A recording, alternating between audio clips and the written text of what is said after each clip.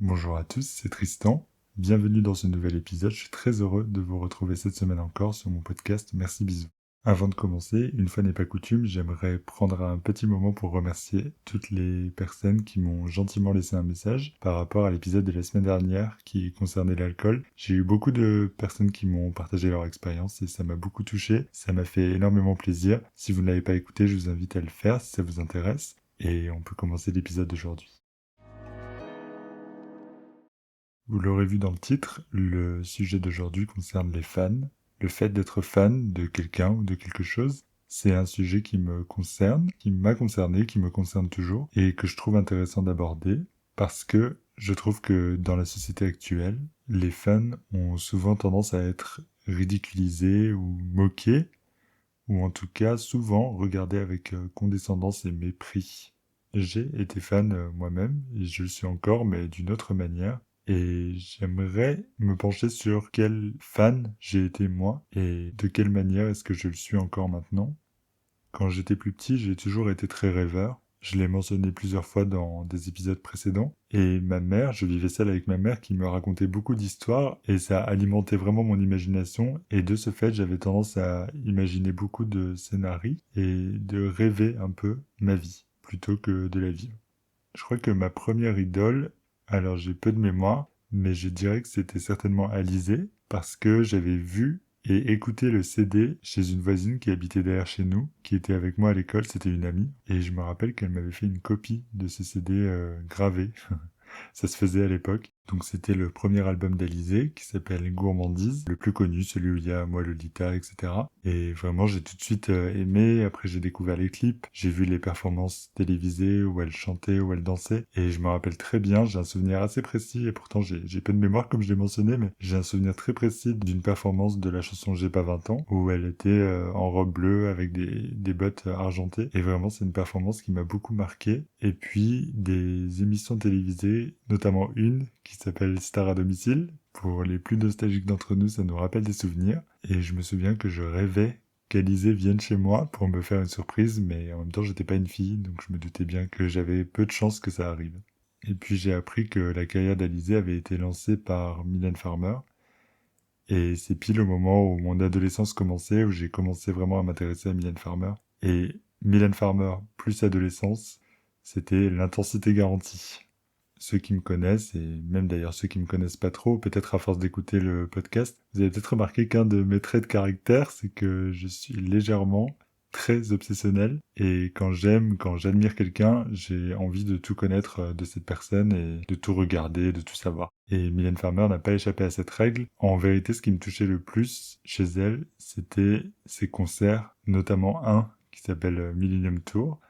Et c'est vraiment un concert que j'ai regardé, mais des milliers de fois, parce qu'elle dégageait une aura incroyable. Les mises en scène étaient grandioses. Et comme j'étais très rêveur à cette époque, j'étais incapable d'imaginer Mylène Farmer comme une personne lambda, comme une personne que j'aurais pu croiser dans la rue. Pour moi, c'était plutôt comme un personnage qui était irréel, quoi. Et ça, même en concert vidéo, alors que normalement, enfin, j'ai l'impression que c'est dans les lives que les stars ont l'air les plus humaines, et là non. Et en plus, j'adorais regarder ces concerts parce qu'on voyait beaucoup de fans dans le public. Notamment, on voyait des personnes qui s'évanouissaient, qui pleuraient, qui riaient, qui chantaient. Et c'était très intense pour moi de voir ça. Avec le recul, je pense que c'était un choix éditorial conscient de mettre en avant cet aspect des fans pour renforcer l'image d'idole qui rend fou, etc. Mais moi, à l'époque, j'avais aucun recul et comme j'étais seul à aimer Mylène Farmer, d'ailleurs, j'ai mentionné dans mon épisode sur la solitude, si vous l'avez écouté, que j'étais seul avec les choses que j'aimais. Et c'était vraiment ça. Là, du coup, ça me donnait l'impression de partager cette passion avec des personnes. Alors, certes, je les connaissais pas, ces fans que je voyais sur mon écran, mais je savais qu'ils existaient. Et ça me suffisait, en quelque sorte. Comme j'avais un sentiment très fort de solitude à cette époque, c'est un peu avec Mylène Farmer que la fan attitude chez moi a été la plus forte. Et pour donner des exemples, j'ai aussi déjà mentionné sur le podcast, mais j'avais des agendas pour l'école qui devaient me servir à noter mes devoirs, qui étaient recouverts de photos que j'avais imprimées d'elle, avec des annotations, etc., de d'où venait la photo, de quelle date, pourquoi, prise par qui, etc. Et ça, sur chaque page, j'étais abonné à un magazine qui s'appelle Mylène Farmer Magazine.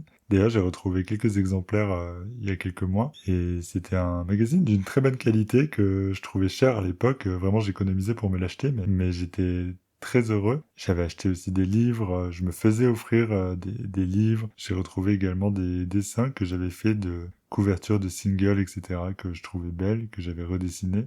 Et vraiment, j'y passais beaucoup de temps, ça me passionnait. Je lui ai écrit des lettres aussi, j'ai reçu un autographe que j'ai gardé précieusement, que j'ai mis dans une pochette, dans un classeur, etc. C'était très minutieux. J'ai découpé des extraits de magazines que j'ai triés, rangés. J'ai imprimé des paroles que j'ai appris par cœur. Et c'était pareil pour les chorégraphies que j'ai appris, que je répétais devant mon miroir, etc. Et pour la petite anecdote, j'ai reçu 3 fois le best-of qui s'appelle Les mots au même Noël. Je l'ai reçu de la part de ma mère le matin de Noël. Ensuite, on est allé chez mes grands-parents. Je l'ai reçu de la part de mon parrain et de ma tante. Et ensuite, je l'ai reçu une 3e fois de la part d'amis. Donc vraiment, tout le monde autour de moi savait que j'étais fan de Mylène Farmer. C'était une grosse partie de mon identité à cette époque. Et surtout, le meilleur moyen de reconnaître un fan, je n'y ai pas échappé, j'avais ma chambre tapissée de posters de Mylène Farmer.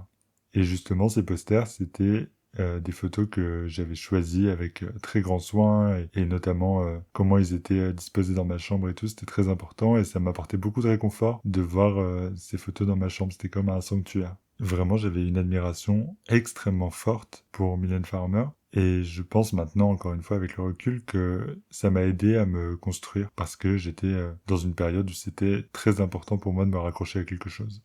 Mylène Farmer était tellement présente dans ma vie que quand j'étais en conflit avec ma mère, sa punition, c'était d'arracher tous les posters qui étaient dans ma chambre. Et ça peut paraître comme rien, mais vraiment ça me causait un chagrin qui était énorme parce que elle touchait à quelque chose qui était trop précieux pour moi. Et je me souviens que même après, plus tard, des années après, ma mère disait mais c'était la seule solution qui marchait parce que je pouvais te priver de sortie mais tu sortais pas, te priver de jeux vidéo, bah tu jouais pas aux jeux vidéo non plus. C'était la seule chose qui pouvait faire réagir. Et c'était vrai, vraiment ça me rendait très triste quand ça arrivait. Et j'ai des souvenirs très précis de moments où ça arrivait.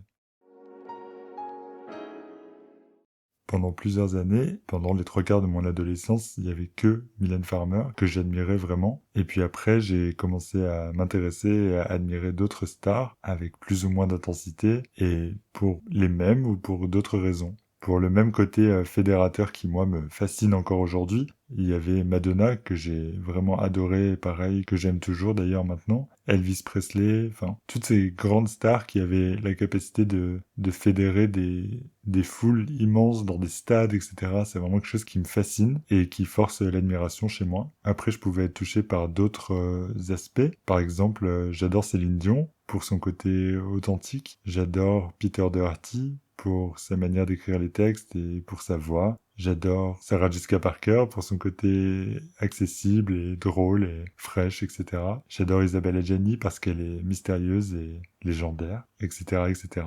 Et puis j'ai grandi et en entrant dans l'âge adulte, j'ai découvert que pour certaines de mes idoles, il était devenu honteux de les admirer. Je remarque maintenant avec le recul que le regard sur le statut de fan évolue vraiment au fur et à mesure qu'on avance dans l'âge. Par exemple, quand on est enfant, les gens trouvent ça mignon, et puis à l'adolescence, ça devient normal, et puis à l'âge adulte, ça devient bizarre et gênant. Et notamment, j'ai commencé à entendre parler de fans hystériques, entre guillemets, qui campent devant les salles de concert, si bien qu'à ce moment-là, autour de moi, plus personne n'est fan en tant que tel. Et en vrai, je peux le comprendre d'un côté parce que c'est la passion et que forcément, ça va, ça vient en fonction des gens et en fonction de l'évolution qu'on prend dans sa vie. Mais pour moi, même si certains choix d'artistes me plaisent plus ou moins, l'admiration que j'ai pour eux, elle persiste.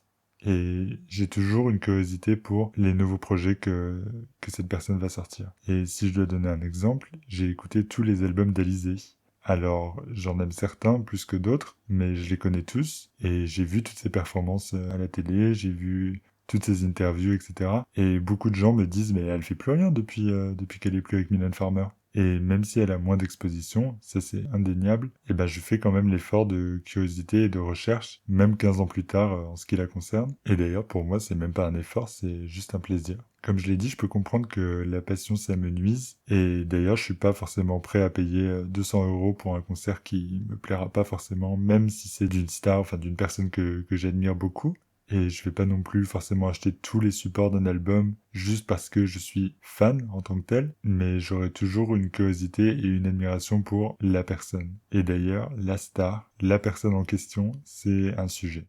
Ça a commencé avec Mylène Farmer et puis ça s'est poursuivi avec certaines autres personnes, mais pour moi, les idoles que j'ai eues, elles étaient comme désincarnées, c'est-à-dire ou irréelles ou déshumanisées. Enfin, je sais pas trop comment dire, mais peu importe le statut et le niveau de succès, pour moi, les stars ne sont pas humaines. C'est difficile à expliquer, mais quand j'en ai rencontré certaines et à chaque rencontre, j'ai été complètement starstruck. Je suis désolé, j'utilise un mot anglais, mais et d'ailleurs, j'ai fait des recherches et à ma connaissance, il n'y a pas de traduction littérale française de starstruck. Alors on peut dire bouche bée d'admiration devant quelqu'un. Et ça tient en un seul mot en anglais et je trouve ça assez drôle que ce soit une longue périphrase comme ça pour exprimer le même sentiment en français.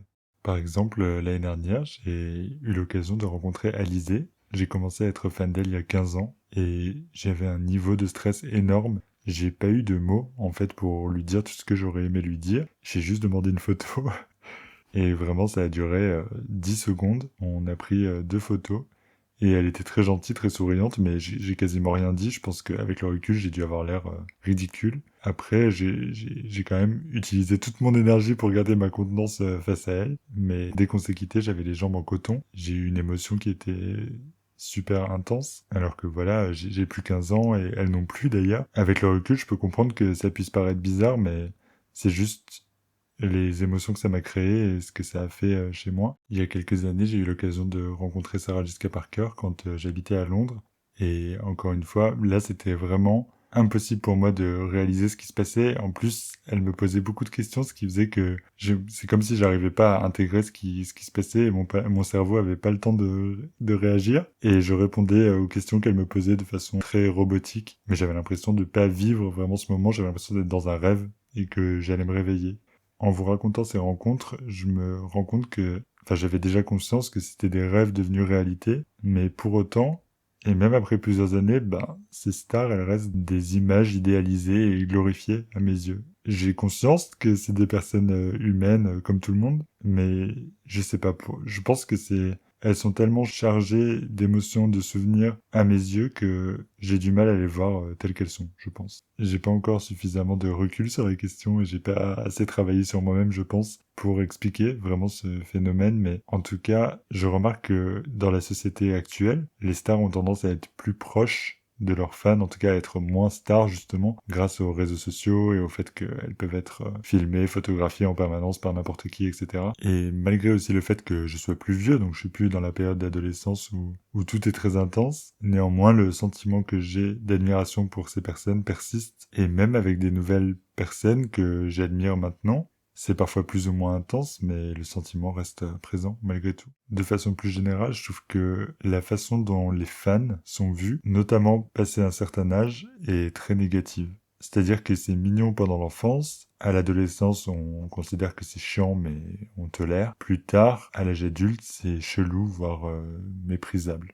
J'ai l'impression que dans l'esprit des gens, encore une fois je fais une généralité, mais j'ai l'impression que les fans sont vus comme des éternels enfants, à qui on dit qu'il est temps de grandir et de passer à autre chose, de devenir sérieux, etc. Mais pour moi, ma vision des choses, c'est que les fans, c'est surtout des personnes qui sont juste plus sensibles, ou en tout cas plus touchées, ou peut-être de façon plus intense par certaines choses ou par certaines personnes que le commun des mortels, si je puis dire.